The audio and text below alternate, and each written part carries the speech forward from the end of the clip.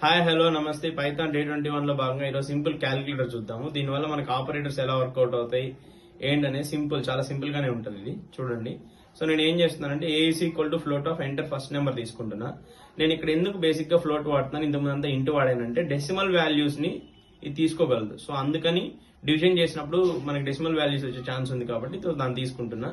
So ఏ తీసుకున్నా B తీసుకున్నా operator మన చాయిస్ ఏదైనా సరే user for example plus operator minus division multiplication అనే చాయిస్ సెలెక్ట్ చేసుకోవడానికి ఆపరేటర్ అని ఒక వేరియబుల్ తీసుకొని దానికి ఇన్పుట్ ఎక్స్ప్లెయిన్ చేశాను.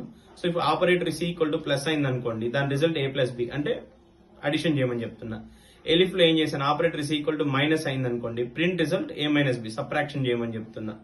సో నెక్స్ట్ ఏం చేస్తాను, డివిజన్ తీసుకున్నాను. సో డివిజన్ తీసుకొని దాని మల్టిప్లికేషన్ ఫస్ట్ సో ఏ ఇంటూ బి చేస్తున్నా. సో నెక్స్ట్ ఆపరేటర్ ఏం చేస్తున్నాను, డివిజన్ లో మనకి టూ థింగ్స్ ఉంటాయి. అది జీరో కాకముందా జీరో అయితే మనకి ఇన్ఫినిటీకి వెళ్ళిపోతాం కాబట్టి సో అక్కడ చెక్ చేయాలి. అది చెక్ చేసుకుని ఎర్రర్ మెసేజ్ డిస్ప్లే చేయడానికి చూడాలి.